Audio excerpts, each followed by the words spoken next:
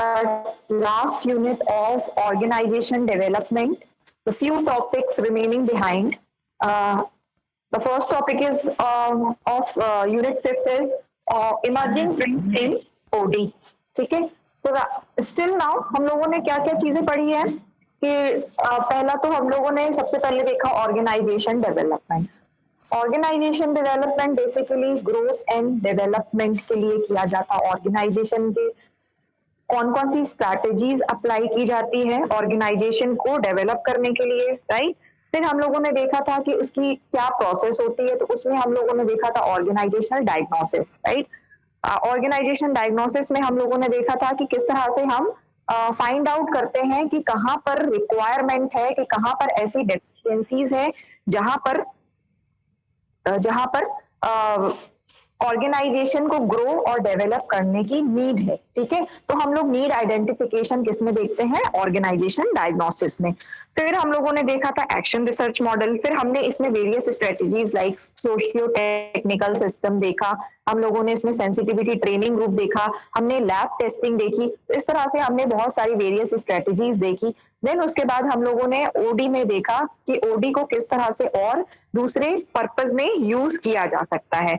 इसी तरह से ये सारी जितनी भी स्ट्रैटेजीज थी वो बेसिकली किसके लिए थी, ऑर्गेनाइजेशन को डेवलप और ग्रो करने के लिए थी, राइट।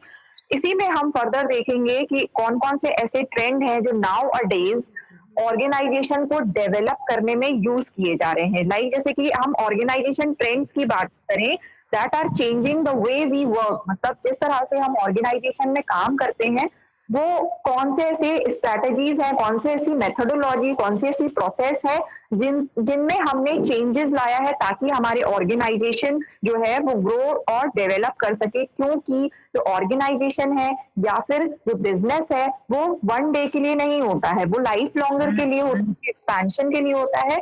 बिकॉज ये सारी चीजें किस लिए होती हैं, ऑर्गेनाइजेशन को ग्रो और डेवलप करने के लिए। क्योंकि कोई भी मैन्युफैक्चरर या कोई भी ओनर या कोई भी ऑर्गेनाइजेशन का जो भी करता धरता है वो कभी ये नहीं चाहता कि जो भी इन्वेस्टमेंट उन्होंने ऑर्गेनाइजेशन में किया है वो सिर्फ ऑर्गेनाइजेशन वो सिर्फ एक दिन के लिए हो, है ना। वो हमेशा चाहता है कि उस ऑर्गेनाइजेशन से उसको प्रॉफिटेबिलिटी होती रहे और उसकी जो वेल्थ उसने लगाई है वो हमेशा ही बढ़ती रहे, मैक्सिमाइज होती रहे। ठीक है, सो जो भी चीजें हैं like nowadays what the employees are applying in the strategies of work, how they are working in organization, how they change the way of work in organization. So first of all learning in the flow of work, जिस तरह से वो work कर रहे हैं उसमें उनकी इस तरह की एक सोच होनी चाहिए या उस तरह का उनका एक जो क्या बोलना चाहिए उसको, कि उनका एक तरह का थॉट प्रोसेस होना चाहिए जिसमें कि वो ये सोचे कि उनको लर्न करना, मतलब उनकी एक तरह की पर्सनालिटी होनी चाहिए, उनका इस तरह का एटीट्यूड होना चाहिए, इस तरह का बिहेवियर होना चाहिए ताकि कोई भी चीज उनके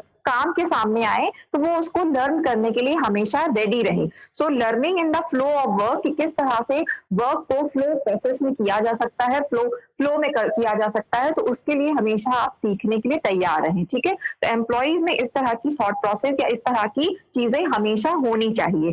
then the impact of organizational learning. Organization learning से क्या सेंस, जैसे कि हमने देखा कि organization learning should be there always, कि कोई भी वहां पर काम कर रहा है तो वो हमेशा कुछ ना कुछ नया सीखने के लिए तैयार रहे, क्योंकि वो चीजें कहाँ इंप्लीमेंट होती है, वो ऑर्गेनाइजेशन की मेथोडोलॉजी पे इंप्लीमेंट होती है। बिकॉज और organization is based on process methodology, right. हम 7Ms में मेथोडोलॉजी पढ़ते हैं, तो मेथोडोलॉजी बहुत इंपॉर्टेंट पार्ट होती है। तो यहाँ पर हम ऑर्गेनाइजेशन लर्निंग की बात कर रहे हैं, so learning will be implemented on the process of organization or the way of work। ठीक है, then collective sense making, like जैसे कि किसी भी तरह के कोई चैलेंजेस आ रहे हैं ड्यूरिंग देयर वर्क और किसी तरह की कोई प्रॉब्लम आ रही है या किसी तरह के कोई भी ऑब्स्टेकल्स आ रहे हैं, तो उन ऑब्स्टेकल्स को रिमूव आउट करने के लिए या फिर उन चैलेंजेस को फेस करने के लिए इतनी कैपेबिलिटी होनी चाहिए कि इमोशनली ब्रेक नहीं होना चाहिए, इमोशनली डाउन नहीं होना चाहिए। सो इस तरह से आप जो कलेक्टिव सेंस मेकिंग होता है, इसका मतलब होता है कि किसी तरह का कोई प्रॉब्लम है या किसी तरह का कोई चैलेंज है या किसी तरह का कोई ऑब्स्टेकल आ रहा है, तो उसको आप कलेक्टिवली सॉर्ट आउट कर सकते हैं, रिमूव आउट कर सकते हैं, सॉल्व कर सकते हैं, ठीक है। तो it is about collective sense making. Then engaging employees in your company purpose means employee engagement is also a very important part in organization like customer engagement। engagement का मतलब होता है कि किसी भी चीज से आप अपने आप को engage रखते हैं, right। if you are busy then you say I am engaged, okay। so इस तरह से organization में क्या होता है कि organization में don't keep like a layman, है ना, कि मतलब फ्री बैठे हुए हैं, कोई काम नहीं है, नो, इस तरह की टेंडेंसी नहीं होनी चाहिए ऑर्गेनाइजेशन में। ऑर्गेनाइजेशन में always you should keep busy yourself, है ना। सो इसको कहते हैं एम्प्लॉय एंगेजमेंट, या फिर जो भी मैंने अभी पॉइंट रीड किया था, engaging employees in your company purpose means कि आपको जो भी एम्प्लॉयज आपके साथ काम कर रहे हैं उनको हमेशा ही एंगेज रखना किसी ना किसी काम को लेकर, ठीक है। तो यहाँ पर कंपनी का जो भी पर्पस है, कंपनी का जो भी एजेंडा है, कंपनी का जो भी मोटिव है, उसको लेके आपको एम्प्लॉय को हमेशा एंगेज रखना है। Next is from one off change process to continuous development, मतलब ऐसी प्रोसेस को आपको अप्लाई करना है जो कि कंटिन्यूअस ऑर्गेनाइजेशन डेवलपमेंट में यूज हो रही है, ठीक है। So you should always ready for organisation development. So इस तरह की जो भी चीजें हैं आपको ऑलवेज इंप्लीमेंट करना है अपने ऑर्गेनाइजेशन में, right. So top 7 organization trends कौन कौन से हो सकते हैं, लाइक जैसे कि मैंने अभी रीड आउट किया, तो हम फर्स्ट ऑफ ऑल इसमें देखेंगे कि learning in the flow of work की अगर हम बात कर रहे हैं तो इसमें जैसे कि मैंने भी बताया था कि एक इन्होंने एग्जाम्पल दिया है डेलॉइट का। डेलॉइट आप जानते हैं कि एक आईटी कंपनी है जो कि कॉर्पोरेट सेक्टर से जुड़ी हुई है। सो इसमें ऑर्गेनाइजेशन किस तरह से काम कर रही है, जैसे कि लाइक एम्प्लॉयज में इस तरह की एबिलिटी होनी चाहिए टू लर्न क्विकली, है ना, कि हमेशा ही कुछ ना कुछ नई सीखने के लिए तैयार रहें। Learning is not only a department but it's also a crucial part of the work in every business unit, है ना। लर्निंग कोई किसी तरह का कोई डिपार्टमेंट नहीं होता है, जैसे कि उन्होंने बताया कि ऑर्गेनाइजेशन में अगर हम लर्निंग की बात करते हैं तो लर्निंग एक पर्टिकुलर कोई डिपार्टमेंट नहीं है, ये सारे बिजनेस में इम्प्लीमेंट होता है और एक ये क्रूशियल पार्ट कहलाता है किसी काम का। लाइक कोई काम आपको असाइन किया जा रहा है, if you are not able to work that particular work, so organization में इस तरह से नहीं होता कि आप उसको डिनाई कर देंगे कि I am not capable to do that work, I will not do, no, you should be always ready for learning। if you are not if you don't know how to complete this work, then you should learn it, है ना, you should know about it, you should learn about it। so ये capability या ये ability organization में होनी चाहिए। so by focusing on learning instead of efficiencies, organizations are expected to increase their resilience on teams to derive growth and navigate uncertainty। मतलब कि organisation क्या करती है, ऑलवेज अपने एम्प्लॉय को एबल बनाती है कि उनको ये इस तरह की कैपेबिलिटी प्रोवाइड, उनको इस तरह की पोटेंशियलिटी क्रिएट करती है कि they should be always ready to learn something about your work, है ना, कि जो भी ऑर्गेनाइजेशन का पर्पस है या ऑर्गेनाइजेशन का जो भी मोटिव है, तो उसको इंक्रीज करने के लिए, ग्रोथ एंड डेवलपमेंट को बढ़ाने के लिए हमेशा ही एम्प्लॉय को लर्निंग के लिए तैयार रखती है। देन इसमें बहुत सारी ऐसी कंपनी है जो कि इस तरह की स्ट्रैटेजीज को अपनाती हैं। देन नेक्स्ट है आपका impact of organization learning. So practical application and machine learning are entering the market in many different fields. Like जैसे हम जानते हैं कि ऑर्गेनाइजेशन में विदाउट मशीन वर्क नहीं होता है, चाहे वो मशीन हो, चाहे वो सॉफ्टवेयर हो, चाहे वो टेक्नोलॉजी हो, ये बहुत इंपॉर्टेंट पार्ट होता है एक ऑर्गेनाइजेशन का, क्योंकि कोई भी चीज मैन्युफैक्चर हो रही है या कोई भी चीज प्रोड्यूस हो रही है, डिजाइन हो रही है, उसके लिए कोई ना, हम कहते हैं छोटी से छोटी भी मशीनरीज है, वो भी मशीन ही कहलाती है। सो practical application of machine learning, ये भी एक इम्पॉर्टेंट पार्ट होता है कि आप मशीन को किस तरह से उसको ऑपरेट करना है, उसमें कौन कौन से बॉडी पार्ट्स है, उसका हार्डवेयर सिस्टम क्या है, उसके बारे में जानना।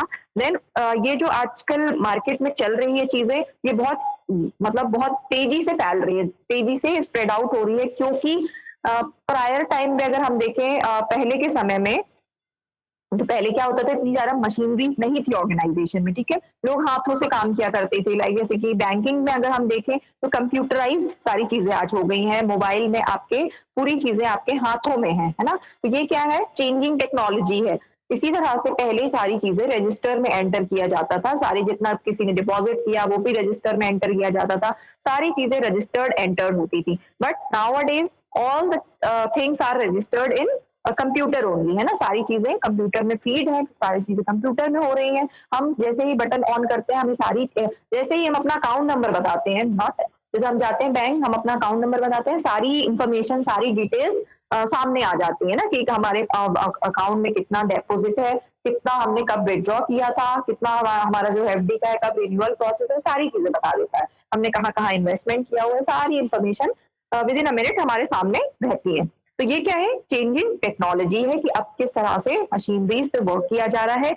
तो ये भी एक लर्निंग प्रोसेस है कि आप अगर लर्न नहीं करेंगे तो आप उसमें काम कैसे कर पाएंगे। तो एम्प्लॉइज को ये नहीं कि कोई भी टेक्नोलॉजी को अगर इनपुट किया जा रहा है ऑर्गेनाइजेशन में, सो वो उसको डिनाई कर देंगे कि we are not we will not study about और लर्न अबाउट दिस मशीन्स और टेक्नोलॉजी। ठीक है, तो उसके लिए क्या किया जाता है, जो हमारे एम्प्लॉइज हैं उनको प्रिपेयर किया जाता है कि ताकि वो चेंजिंग टेक्नोलॉजी में इजिली काम कर सके और सूटेबल हो सके। सो इसमें है पॉइंट है आपका, make sense of large amounts of insights in real time. ठीक है, तो इसमें क्या है, organization development projects involve huge amounts of qualitative data that can be overwhelming to make sense of and impossible to shift through. इस तरह से आप फैसिलिटेटर्स की हेल्प से और आप मतलब जो भी पार्टिसिपेंट्स हैं, like employees are participants in organization, तो किस तरह से वो पार्टिसिपेट करने हैं लर्निंग प्रोसेस में, कौन कौन से ऐसे प्रोजेक्ट्स को इंडल्ज किया जा रहा है ऑर्गेनाइजेशन के डेवलपमेंट के लिए, so that the people can learn and grow there selves. तो ये है make sense of large amount of insights in real time. इसी तरह से ट्रेडिशनल रिपोर्टिंग होती है जिसमें कि जो एम्प्लॉइज होता है उनको पार्टिसिपेट किया जाता है लर्निंग प्रोसेस के लिए, और इसी तरह से जो भी डिसीजंस लिए जाते हैं, लाइक ऑब्जेक्टिव से रिलेटेड जो भी डिसीजंस लिए जाते हैं, उनके लिए वर्कर्स को पार्टिसिपेट करवाया जाता है कि ताकि वो भी डिसीजन मेकिंग प्रोग्राम्स में बढ़ के हिस्सा लें और उसमें इंटरेस्ट लें। ठीक है, तो now organization change and development process are seen and ongoing process rather than one off. आजकल ये चीजें हैं वो ट्रेंड में चल रही हैं, जैसे हम इमर्जिंग ट्रेंड्स की बात कर रहे हैं, तो ये ओडी के लिए यही चीजें जो हैं वो इमर्जिंग ट्रेंड्स में चल रही हैं, जिसमें कि ऑर्गेनाइजेशन की ग्रोथ एंड डेवलपमेंट के बारे में सोचा जाता है। जैसे कि हमने थर्ड पॉइंट देखा था, collective sense making. Collective sense making का मतलब होता है कि जैसे कि प्रेजेंट सिनेरियो जो है वो हमारा ग्लोबलाइज्ड है। ठीक है, the world is changing so rapidly. हम जानते हैं कि धीरे धीरे समय जो है वो बहुत फास्ट चेंज होता चला जा रहा है। ठीक है, जो हमारा पहले का अगर हम समय देखें तो आज के समय से बहुत ज्यादा चेंजेस आ चुके हैं। We need everyone to participate in making sense of it, और we all are contributing ourselves, right? हमारे जैसे लोग जो हम यूथ हैं और जो ऑलरेडी वहां पे वर्क कर रहे हैं, तो वो डेली एवरी डे किस चीज के बारे में सोच रहे हैं, वो यही सोच रहे हैं कि कैसे डे बाय डे जो वर्ल्ड में जो चीजें फैसिलिटेटर का काम कर रहे हैं, कैसे लोगों को कंफर्ट जोन में लाया जाए, कैसे फैसिलिटीज को और अपडेट किया जाए, कैसे न्यू चीजों को इन्वेंट किया जाए, तो इसके बारे में ही वो काम कर रही हैं। So we are also participating and contributing on that purpose. That is why in the future the ability to quick adapt and apply new information will become more important than any number of hard skills. इसीलिए क्या हो रहा है कि जैसे कि आने वाले फ्यूचर में क्या होगा कि we are able to quickly adapt these kinds of changes. जो भी चेंजेस आ रहे हैं वो हम उसको अप्लाई करते जाते हैं, अपनाते जाते हैं, उसके लिए अडेप्ट होते जाते हैं उस सिचुएशन के लिए। लाइक जैसे कि हम स्मार्टफोन की बात करें, राइट? जब स्मार्टफोन आया था तो लोगों को था ऐसा कि अरे ये फालतू की चीज है, इतना एक्सपेंसिव भी है, इसका कोई काम नहीं होगा, है ना, फालतू की चीजें हैं, फालतू के खर्चे हैं। और कुछ लोगों का माइंडसेट था कि भाई शो ऑफ के लिए लोग यूज करते हैं जिनके पास परचेजिंग पावर नहीं थी। बट क्या हुआ कि धीरे धीरे चीजें क्या हो गई, एकदम यूज टू हो गई, लोगों ने मोबाइल का स्टेटस सिंबल के लिए लेना चालू किया। लेकिन आज की डेट में अगर हम देखें तो जो स्मार्टफोन है वो हमारी नीड बन चुकी है। ठीक है, और कोविड के टाइम पे तो सबकी नीड बन गई। पहले यही बच्चों को मना किया जाता था कि स्मार्टफोन से दूर रहो, फोन मत दीजिए अपने बच्चों को, बच्चे बिगड़ जाते हैं। बट वही चीजें हो गई कि पूरी ऑनलाइन क्लासेस क्या हो गई, वो फोन में ही हो गई। तो अब बच्चों को फोन नहीं है तो उसके लिए डांट पड़ती है स्कूल कॉलेजेस में, है ना, कि भाई फोन नहीं है तो ऑनलाइन क्लासेस आप कैसे अटेंड करेंगे, ऑनलाइन एग्जाम्स कैसे देंगे आप। तो आज की डेट पे क्या हो गई है, ये चीजें नीड हो गई है, क्योंकि we have accept the changes, right. हम लोगों ने इस चेंज को एक्सेप्ट किया। अगर वही चीजें आज नहीं होती तो बताइए पढ़ाई लिखाई कैसे होती कोविड के टाइम पे, है ना। तो आज की डेट में क्या बन चुकी है, ये चीजें नीड बन चुकी है। So how we are changing our sales with changing technology और चेंजिंग एरा, ठीक है। Now the engaging employees in your company purpose, जैसे कि मैंने बताया था कि हर एक कंपनी अपने एम्प्लॉय को एंगेज रखती है अपने कंपनी पर्पज के हिसाब से। तो बहुत सारी ऐसी कंपनी है, लाइक डिलॉयट का एग्जांपल इन्होंने फिर से दिया हुआ है। जेन जेड कंपनी है जो जिन्होंने अपना फर्स्ट जनरेशन को प्रायोरिटाइज किया है कि सैलरी से ज्यादा आप पर्पस पे ध्यान दीजिए, है ना। अगर आप पर्पस पे ध्यान देंगे तो हम आपकी सैलरी पे ध्यान देंगे, ठीक है। तो ये एक ऑर्गेनाइजेशन ने अपना ट्रेंड चलाया हुआ है कि उन्होंने एम्प्लॉयज को ये बोला हुआ है कि भाई अगर आप कंपनी पर्पस के लिए काम करेंगे तो कंपनी आपके पर्पस के लिए काम करेगी, और आपका पर्पस क्या है, सैलरी है, ठीक है। तो उन्होंने इस हिसाब से एम्प्लॉय को एंगेज रखा हुआ है।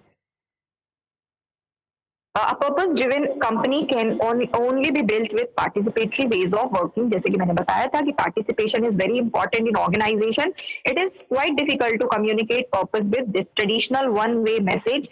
Like everybody needs to participate in the dialogue where purpose is discussed. है ना, किसी तरह से कोई objective is what? It is about purpose, right? So if somewhere is discussing about the purpose of the company, then it should be the duty of every employee to participate in this.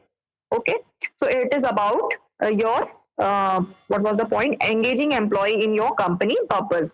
Then while social media plays a very huge role in many of our lives, the interaction in our personal networks differ dramatically from interactions in work related contexts. इस तरह से हम देख रहे हैं now days social media किस तरह से रोल प्ले कर रही है। Like we are sharing our link in social media groups like mail, social telegram and your WhatsApp, है ना। तो इस तरह से सोशल मीडिया भी कहीं ना कहीं रोल प्ले कर रही है।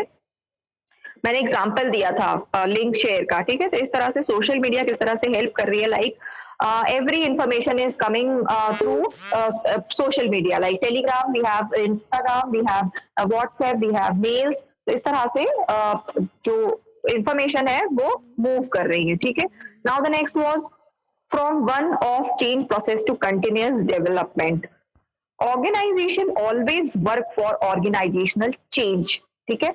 Organizational change is what, like we have studied about organization change and change agents, and why it is necessary in organization is seen as a process with a beginning, midpoint and end when the goals have been achieved, है ना। if you want to achieve your goals, then you should work on your organization if your prior organization is not working well, है ना। if you have any kinds of deficiencies, if you have any kinds of defects in your organization, then you will change your organization by different purpose or by different kinds of strategies. You will bring strategies or you will make strategies to bring the changes in your organization, right? So by this purpose is being replaced by transformation, that is continuous organization development. Okay, so you will bring genuine changes where the general direction is known, but the workplace community finds its way to the final destinations together.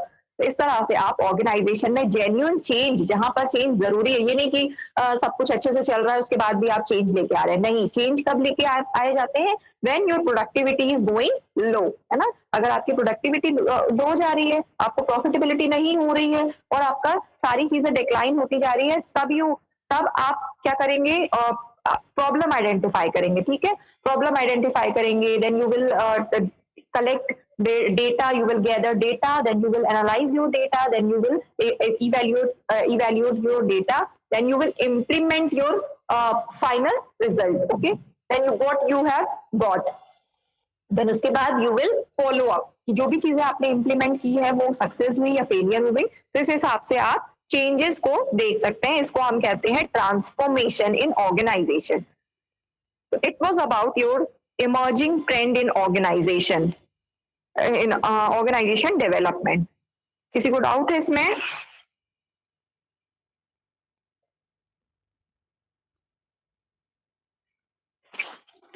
No, ma'am. No, ma'am. Oh, shall I go further with business process re-engineering? Yes, ma'am. Yes, ma'am. Yes, ma'am. So the next topic is about your business process re-engineering. Business process re-engineering is basically the business management strategy.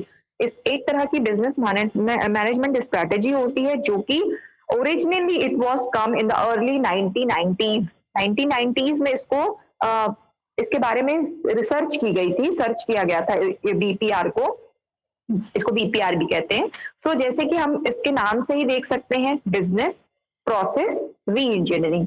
तो जो भी process है, जो भी methodology है, if this methodology is not working well for the organization growth and development, so we will change or we will redesign those process। ठीक है, कोई भी चीज अगर आपके लिए सही काम नहीं कर रही है तो आप उसको चेंज कर देते हैं, राइट। लाइक जैसे कि योर व्हीकल है ना, अगर आपका जो भी व्हीकल है, आपकी जो भी गाड़ी है, अगर वो आपका सपोर्ट नहीं दे रही है, बिकॉज उसकी वो किस पर्पज के लिए होती है, एक प्लेस से दूसरे प्लेस में ले जाने के लिए होती है, राइट, पहुंचाने के लिए होती है। अगर सपोज आपने एक व्हीकल को परचेज किया कि मुझे घर से वो कॉलेज ले जा सके, ठीक है, अगर वो उस काम के लिए आपको यूज नहीं हो रही है तो आप उसको क्या करेंगे, चेंज कर देंगे, है ना, चेंज कर देंगे, या उसको मेंटेन करेंगे, मेंटेनेंस के लिए खर्च करेंगे, उसको रिपेयर कराएंगे, उसको मैकेनिक को दिखाएंगे कि भाई इसमें क्या प्रॉब्लम आ रही है, ठीक है। सिमिलरली अगर उसमें पेट्रोल की कमी होगी तो आप उसमें फ्यूल फिल कराएंगे। तो ये क्या है कि जिस पर्पज की आपके लिए आपने उस सामान को खरीदा था, उस सर्विस उसकी जिसकी सर्विसेज ली थी, वो सर्विसेज अगर आपके काम नहीं आई तो आप उसको चेंज कर देंगे। यही चीजें होती हैं ऑर्गेनाइजेशन में भी, कि ऑर्गेनाइजेशन में क्या किया जाता है, एक प्रोसेस बनाई जाती है, एक मेथोडोलॉजी बनाई जाती है, जिस मेथोडोलॉजी में ऑर्गेनाइजेशन वर्क करती है, राइट। सो अगर वो जो प्रोसेस है या जो भी मेथोडोलॉजी है, अगर वो काम नहीं कर रही है, या किसी तरह की कोई अड़चने या किसी तरह की कोई चैलेंजेस आ रहे हैं, किसी तरह की कोई प्रॉब्लम्स ऑब्स्टेकल्स आ रहे हैं, तो उसको फर्दर डिजाइन किया जाता है। तो engineering is what, to make something, to build something, right. तो यहाँ पर जो भी चीजें खराब हो रही हैं या जो भी चीजें काम नहीं दे रही हैं, उसको पुनः बनाना, मतलब री इंजीनियर्ड करना। तो इसको कहते हैं हम बिजनेस प्रोसेस री इंजीनियरिंग, ठीक है। It is focus on analysis and design of work flow, मतलब कि ऑर्गेनाइजेशन में जिस तरह का फ्लोइंग ऑफ वर्क चलता है, मतलब कि हर एक ऑर्गेनाइजेशन में आपने देखा होगा कि काम चलता है, ठीक है, उस काम को हम कहते हैं, जिस जिस स्पीड से वो काम चलता है उसको हम कहते हैं फ्लो ऑफ वर्क, ठीक है। वो जो वर्क फ्लो होता है वो कभी नहीं रुकता, है ना, वो अगर once it has been stop, it means the organization has stop, है ना। तो ये जो वर्क फ्लो है उसमें किसी तरह के कोई चैलेंज आते हैं, उसको किस तरह से फेस करना है, जो भी प्रॉब्लम्स आती हैं उनको किस तरह से फेस करना है, तो वही वर्क फ्लो की डिजाइनिंग, मतलब जिस तरह से वर्क फ्लो हो रहा है, बिजनेस प्रोसेस की designing and analysis of workflow and business process within organization, it is known as business process reengineering. So basically the business process reengineering aimed to help organization fundamentally rethink, means कि अगर किसी तरह की कोई problem आ रही है organization में, तो जो भी एचआर है या जो भी है फैसिलिटेटर है या जो भी ओडी प्रैक्टिशनर्स हैं, उनकी ये रिस्पॉन्सिबिलिटी बनती है कि वो किस तरह से ऑर्गेनाइजेशन की प्रोसेस को फिर से डिजाइन करें, बिकॉज वहां प्रॉब्लम आ रही है ना, जिस पर्पस के लिए ऑर्गेनाइजेशन को रन किया जा रहा है वो पर्पस पूरा हो ही नहीं रहा है। So it is about to rethink and how do they work in order to improve customer service, how they can improve customer service, because all the organization work for customer satisfaction, customer services only, है ना। कोई भी organisation, चाहे वो goods manufacturing की industry हो, चाहे वो सर्विसेज प्रोवाइडिंग की इंडस्ट्रीज हो, सर्विसेज प्रोवाइडर हो, कोई भी बिजनेस है वो बेसिकली कस्टमर की सर्विसेज के लिए होता है, उनका जो मेन पर्पज होता है वो कस्टमर सर्विस होता है। सो if they are not able to provide customer service, or how do they work in order to improve customer service, so BPR work for this and cut operational cost, मतलब कि organization always work for cost cost price of goods and services, right। किसी तरह की अगर cost price अगर ज्यादा होगी तो क्या होगा, कॉस्ट प्राइस ज्यादा होगी तो प्राइसिंग ज्यादा होगी, सेलिंग प्राइस ज्यादा होगी, है ना, बिकॉज गेन भी तो लेना है उसमें से, है ना, प्रॉफिट भी लेना है। सो वो ज्यादा हो जाएगी तो कस्टमर क्या करेंगे, क्योंकि ऑलवेज कस्टमर हमेशा कम दाम में अच्छी चीज चाहते हैं। वही चीज अगर उनके कॉम्पिटिटर अगर उनको लो प्राइस में या जो भी गुड्स एंड सर्विसेज अगर सेल आउट करेंगे तो वो उनके तरफ चले जाएंगे। तो ऑलवेज हर एक कंपनी हर एक ऑर्गेनाइजेशन अपनी ऑपरेशनल कॉस्ट को कट करने के लिए बीपीआर जैसी स्ट्रैटेजीज को अपनाती हैं and they become world class competitor. It is about your BPR. So BPR seeks to help companies radically restructure their organization by focusing on the ground up design of their business processes. तो always ये जो है आपकी BPR है वो always किस पे ये क्या करती है कि कंपनी को हेल्प करती है ताकि कंपनी क्या कर सके रीग्रो कर सके रीडेवलप कर सके और उनकी जो प्रोसेस है ग्राउंड अप डिजाइनिंग है बिजनेस की वो और ज्यादा डेवलप हो सके। So early according to early BPR proponent it was given by Thomas H Davenport. ये एक तरह के रिसर्चर थे जिन्होंने बीपीआर को रिसर्च करके बीपीआर के बारे में खोज की थी, बीपीआर को बनाया था। BPR is what? It is a business process री engineering. It was invented in the year 1990। ठीक है, so it is about your business process re-engineering. It is also known as business process redesign. इसको business process redesign भी कहा जाता है। Business transformation के नाम से भी इसको जाना जाता है और बिजनेस प्रोसेस चेंज मैनेजमेंट के नाम से भी इसको जाना जाता है। तो इस तरह से बिजनेस प्रोसेस री इंजीनियरिंग क्या कहलाती है? ये एक तरह की मैनेजमेंट स्ट्रेटेजी कहलाती है जो कि इसका मेन फोकस क्या होता है? Analysis and designing of workflow business process within organization. ठीक है, तो ऑपरेशनल कॉस्ट को रिड्यूस करना, बिजनेस प्रोसेस को इंप्रूव करना, कस्टमर सर्विसेज को इंप्रूव करना, ये मेन फंडामेंटल ये मेन फंडा होता है बीपीआर का। इसमें क्लियर है सबको?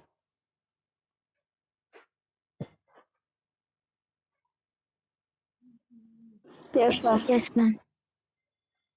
Okay. So next topic is about organization and development.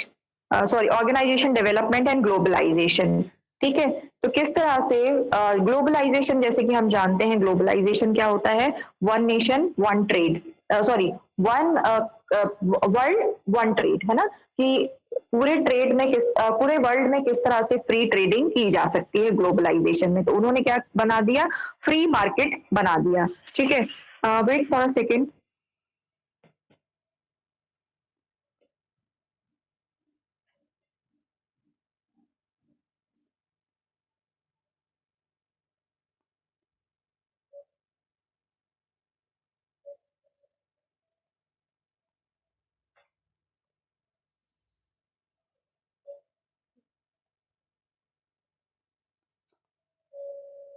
First semester में भी ग्लोबलाइजेशन पढ़ चुके हैं। ग्लोबलाइजेशन मींस ऐसा it is an international integration, है ना? जैसे कि मैंने बताया था एकाकीकरण जिसको कहते हैं हम, कि सारी बिजनेस को एक बनाना। ठीक है, ग्लोबलाइजेशन में हमने क्या देखा था कि सारी चीजों को फ्री कर दिया गया ताकि अगर कोई बिजनेस अपना बाहर करना चाहता है तो वो बाहर कर सकता है। अगर कोई फॉरेन इन्वेस्टर्स अगर इंडिया में इन्वेस्ट करना चाहते हैं, they can also invest in India if they want to open their trade in India.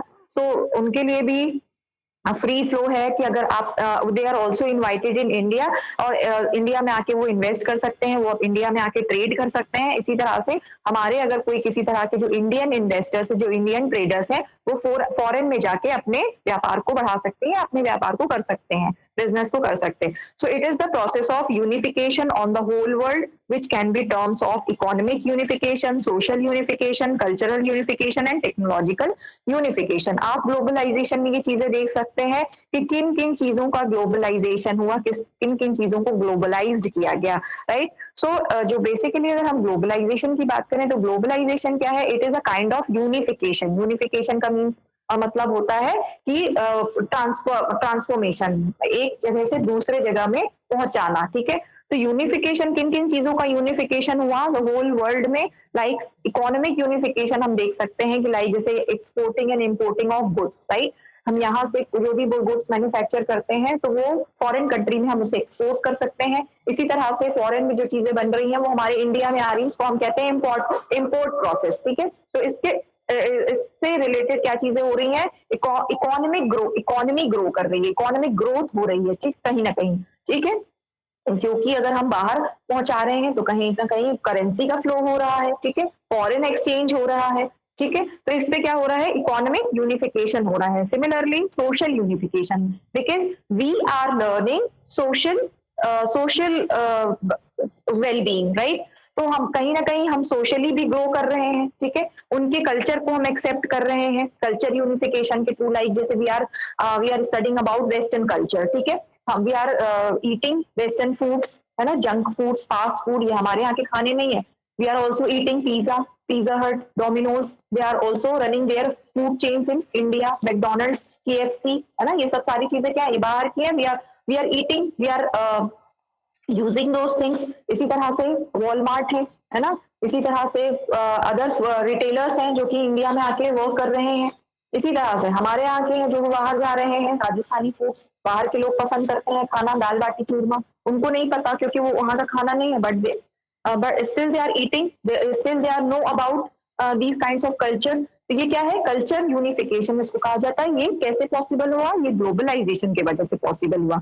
Similarly, last है technological unification, right? Likewise, we are using Chinese technology. We are using Japanese technology. We are using Korean technology, right? So अगर हम technology में इतने ज्यादा advance नहीं है, but still we are standing with other nation also, like जो European है nation है, उनके साथ भी हम शोल्डर से शोल्डर मिला के चल रहे हैं, हम अमेरिका से शोल्डर मिला के चल रहे हैं, बिकॉज क्योंकि we have globalization, right. So globalization की वजह से क्या चीजें पॉसिबल हुई है, टेक्नोलॉजी का जो यूनिफिकेशन है वो पॉसिबल हुआ कि वहां की जो टेक्नोलॉजी है, we are adopting this technology, ठीक है। इसी तरह से दूसरी कंट्रीज भी है तो वो एक दूसरे की टेक्नोलॉजी को यूज कर रही है। We are using smartphones, we are using laptops, ठीक है, तो हमारे साइंटिस्ट जो है वो वहां जाके वर्क कर रहे हैं, तो ये कहीं ना कहीं टेक्निकल नो हाउ का जो ट्रांजेक्शन है वो हो रहा है, ठीक है। तो this is about your globalisation. So इसमें अगर हम ग्लोबलाइजेशन की बात करें तो ग्लोबलाइजेशन क्या है, जैसे कि हम जानते हैं कि ग्लोबलाइजेशन कहाँ से स्टार्ट हुआ था, ट्रैवलिंग से स्टार्ट हुआ था, ठीक है, लोगों का मूवमेंट पहले स्टार्ट हुआ था ग्लोबलाइजेशन में। So globalisation is not a new phenomena, ये किसी तरह का कोई न्यू फिनोमेना नहीं है, ये हम बहुत ओल्ड कल्चर है। For thousand of years people are civilization and have been buying from and selling to each other in lands great distance such as through the famed Silk Road. इस तरह से बहुत पहले से ही ये चीजें होने लगी थी, बट इसको ग्लोबलाइजेशन का नाम नहीं दिया गया था। सो हम ये देख सकते हैं कि पहले जो एडवेंट ऑफ ग्लोबलाइजेशन जो हुआ था, मतलब एडवेंचर्स सॉरी इन्वेंशन ऑफ जो ग्लोबलाइजेशन था, that was divided into in three era. It was pre-World War era, then during World War, then post-World War era. तो इस तरह से ग्लोबलाइजेशन को क्या किया गया, क्लासिफाई किया गया था कि किस तरह से ग्लोबलाइजेशन को बढ़ावा मिला, मतलब किसे बढ़ाया गया, ठीक है। तो स्पेयर्स इफेक्टेड बाय ग्लोबलाइजेशन, कौन कौन सी चीजें हैं जो कि ग्लोबलाइजेशन में बढ़ाई गई, लाइक जैसे हम in integration of economies, like जैसे growth of economies and development, ये ग्लोबलाइजेशन की वजह से पॉसिबल हुआ। Then equality and inequality, है ना, चीजों को इक्वल बनाया गया, मतलब सबको इक्विवेलेंट बना दिया गया। देन इक्विवेलेंट, लाइक जैसे मैंने टेक्नोलॉजी का एग्जांपल दिया था कि we are using all kinds of technology, कोई ऐसी टेक्नोलॉजी है जो यहाँ पे इन्वेंट नहीं हो रही है, still we are using those technology. वो कैसे हुआ, ग्लोबलाइजेशन की वजह से पॉसिबल हुआ। Then we are having communication technologies, like we have phone, so we can talk in abroad also, है ना, अगर हम अब्रॉड में बात करना चाहते हैं, किसी फॉरेन में कंट्री में बात करना चाहते हैं, तो आज की डेट में ये बहुत ज्यादा पॉसिबल हो गया है और बहुत ज्यादा ईजी हो चुका है। तो इसको कहते हैं हम कम्युनिकेशन। देन रिकॉग्निशन, इसी में आता है आपका outsourcing, then brands, exploitation, growth, poverty, environment, culture, free trade, internet, shrinking world and accountability, ठीक है। तो ये सारी चीजें ग्लोबलाइजेशन की वजह से आज की डेट में पॉसिबल हो गई है, ठीक है। देन ऑर्गेनाइजेशन की जैसे अगर हम बात करें तो ऑर्गेनाइजेशन किस तरह से, ऑर्गेनाइजेशन डेवलपमेंट में ग्लोबलाइजेशन का क्या रोल है। भाई ग्लोबलाइजेशन हम जानते हैं it is a international integration, ठीक है, कि इंटरनेशनल ट्रेड को किस तरह से इंटीग्रेट किया गया है इंडियन ट्रेड के साथ, ठीक है। तो यहाँ पर हम ऑर्गेनाइजेशन की बात करें तो ऑर्गेनाइजेशन ही तो है जो ट्रेड है, ठीक है। सो ऑर्गेनाइजेशन की अगर हम बात करें तो ऑर्गेनाइजेशन क्या होता है, एक तरह का स्ट्रक्चर होता है जिसमें कि अ ग्रुप ऑफ 2 और more peoples work together in a structured way to achieve a specific set of goals. ये डेफिनेशन होती है ऑर्गेनाइजेशन की, जिसमें कि लाइक जैसे कि कोई ग्रुप है या कोई टीम है, तो टीम का एग्जांपल ले सकते हैं, जैसे कि लाइक क्रिकेट टीम है ना? कोई म्यूजिकल ग्रुप है, वो लोग किस तरह से एक साथ काम करते हैं और किस तरह से एक ही गोल के लिए, लाइक जैसे क्रिकेट टीम, फुटबॉल टीम क्या होती है, उनका लक्ष्य क्या होता है, सिर्फ इंडिया के लिए खेल रहे हैं तो इंडिया को जिताना है, ठीक है? वही चीजें अगर हम अमेरिका के लिए खेल रहे हैं तो सिर्फ अमेरिका को जिताना है, यहाँ कोई अपने पर्सनल पर्पस के लिए काम नहीं करता है। सो what can be the goal of organization, the purpose that an organization strives to achieve। मतलब कि एक ऑर्गेनाइजेशन के जो भी ऑब्जेक्टिव्स होते हैं, जो भी गोल्स होते हैं, उसको उसको क्या है कि उसको अचीव करना, ठीक है? एक सेकेंड।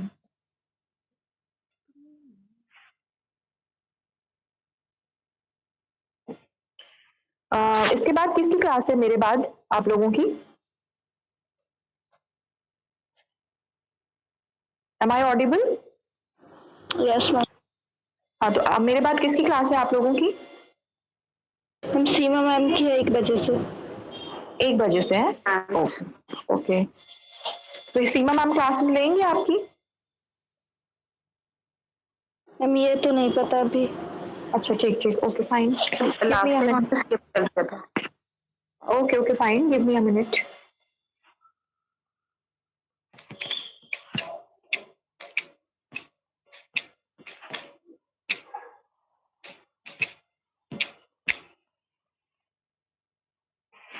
ओके, तो द पर्पस और गोल क्या होते हैं ऑर्गेनाइजेशन के, जो भी ऑब्जेक्टिव्स बनाए जाते हैं उनको अचीव करना।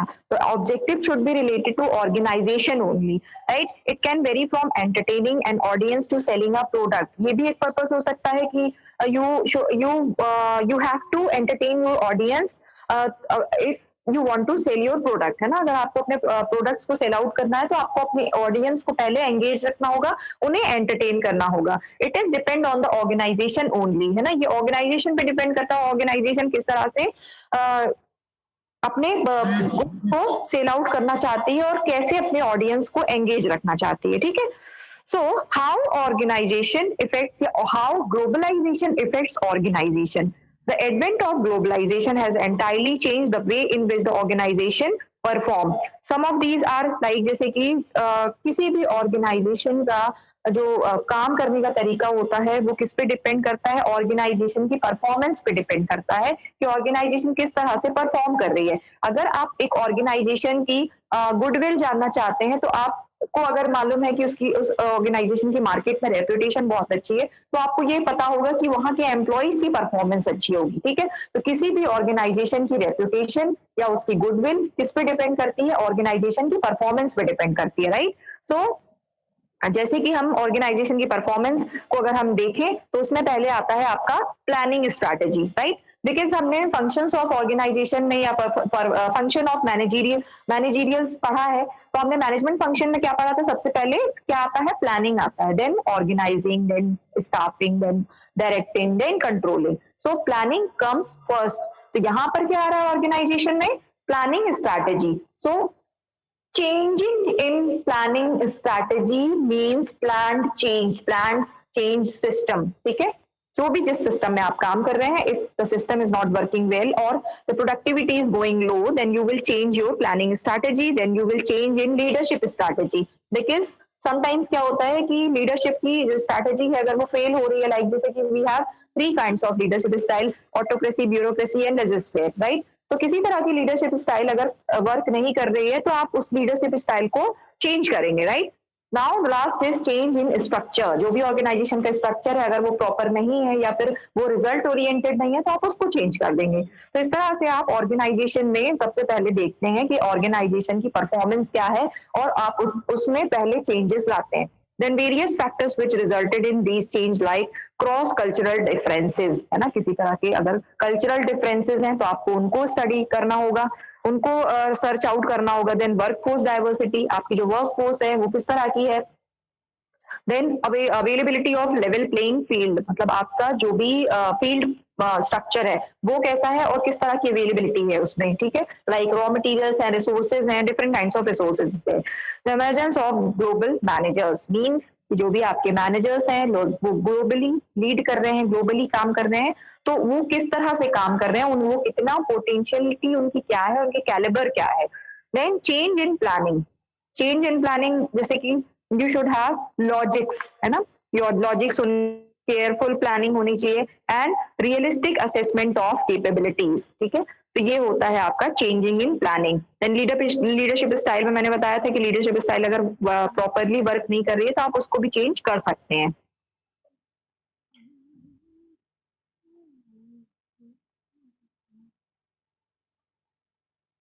So it was about your globalization and impact on organization development. Here any doubt?